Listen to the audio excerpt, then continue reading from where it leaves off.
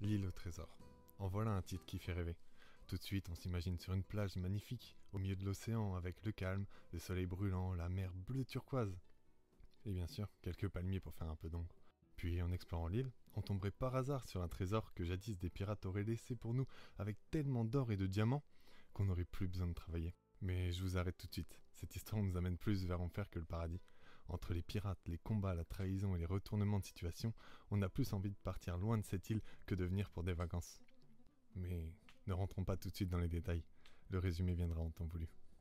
J'ai du mal à me rappeler. Pour écrire une histoire, qu'est-ce qu'il faut déjà? Une feuille et un crayon, bien sûr. Mais il manque... Ah oui, je me souviens. Il manque un auteur. Et aujourd'hui, on va parler de Robert Louis Stevenson, qui a écrit L'île au trésor. Bah ouais, j'allais pas vous parler de Weshden qui a écrit Coco, ça n'aurait rien à voir. Ici, commençons avec un peu d'histoire. Robert Louis Stevenson, né le 13 novembre 1850 à Édimbourg, où se sont installés ses parents, est un jeune homme appartenant à la célèbre lignée d'ingénieurs qu'est la famille Stevenson. Dès sa naissance, sa mère, ayant seulement 21 ans, se montre incapable de s'occuper de son fils, de par son inexpérience due à sa jeunesse et de ses problèmes pulmonaires vraisemblablement hérités de son père. Afin de subvenir aux besoins du petit, il décide donc d'engager une nourrice. Les 9 premières années de sa vie sont un calvaire, entre rhume, bronchite, pneumonie, fièvre et infections pulmonaires qui se succèdent à chaque hiver en plus des maladies infantiles classiques. Le jeune Louis ne possède pas une enfance facile.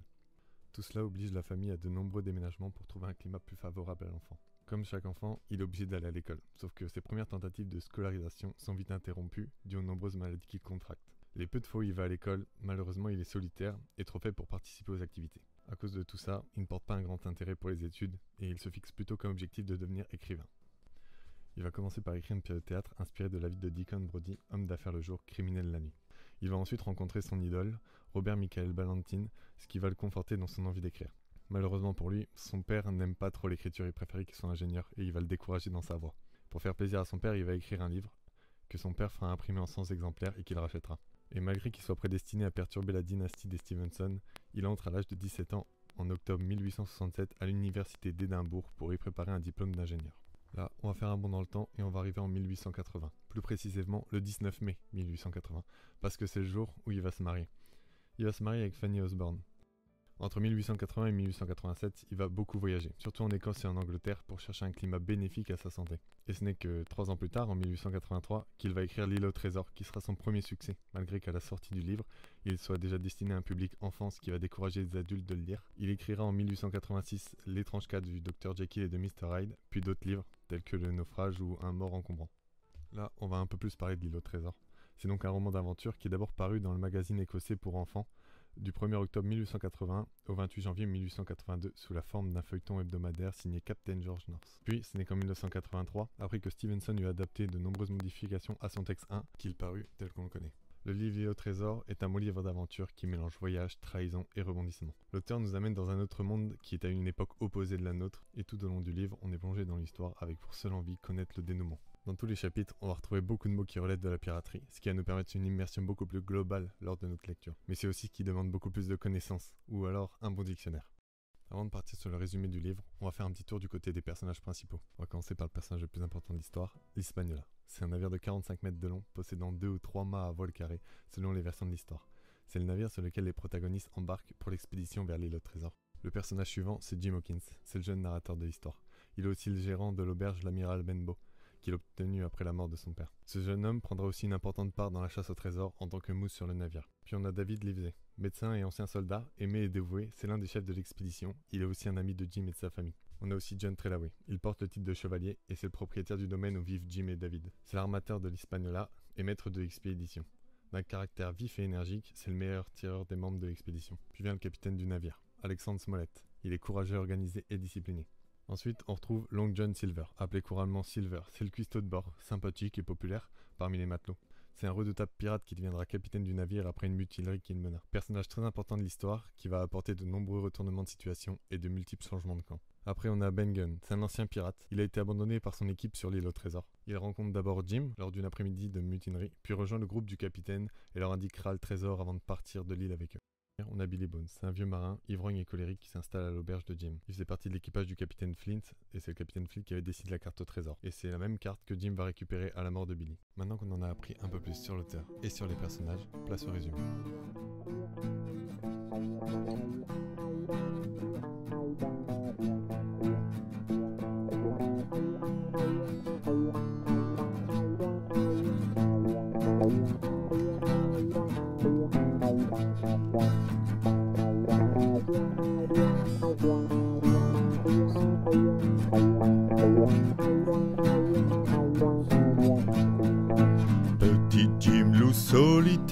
depuis la mort de son père. Dans son auberge avec sa mère, accueille toutes sortes de corsaires. Destin faisant un flibustier d'un coffre-fort bien équipé, donne à Jimmy après sa mort une vieille carte au trésor. Le jeune loup monte une équipe, une aventure très atypique. Ami médecin, un chevalier, un équipage mal intentionné. Pirate, pirate, allons boire du rhum.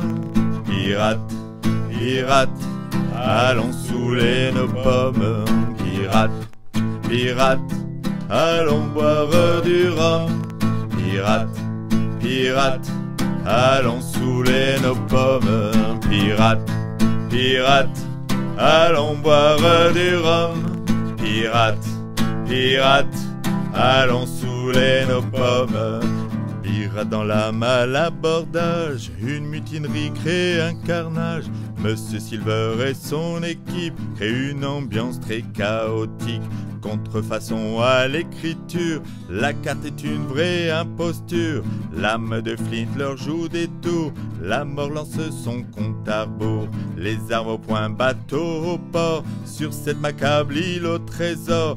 Deux camps s'installent pour en découdre, tout leur vaut bien un peu de poudre. Pirate, pirate, allons boire du rhum.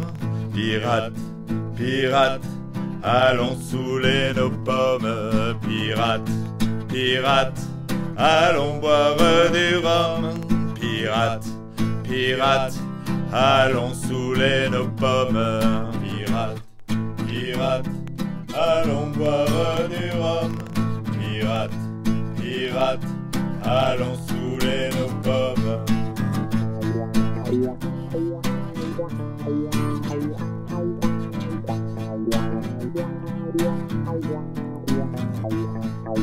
De l'amitié aux trahisons, Captain Silver joue avec ses pions. De tentative en tentative, d'expédition toute punitive. Le petit Jim échoue le bateau pour isoler tous les matelots. L'ami médecin plutôt malin, avec l'aide d'un jeune gredin, trouve le trésor dans une grotte. Ses survivants, les mains se frottent.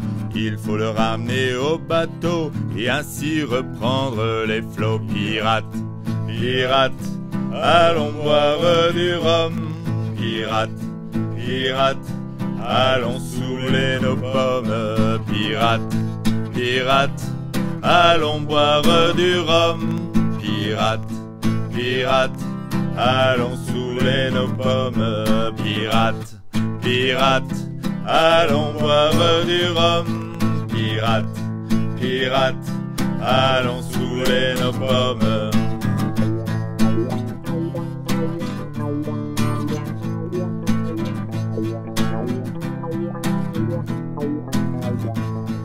Silver et Jim, les frères misères, ont bien réussi leurs affaires. Même si des morts à ne plus compter ont fait un jeune loup tourmenté. Le trésor est bien mal acquis, mais aide à commencer une vie. Silver s'échappe grâce à un ami et pourra retourner chez lui. L'île au trésor retrouve sa paix, même si la terre est entachée. Une aventure bien terminée, des amitiés peuvent commencer. Pirate, pirate, allons boire du rhum. Pirate, pirate, allons saouler nos pommes. Pirate, pirate, allons boire du rhum. Pirate, pirate, allons saouler nos pommes. Pirate, pirate, allons boire du rhum. Pirate, pirate, allons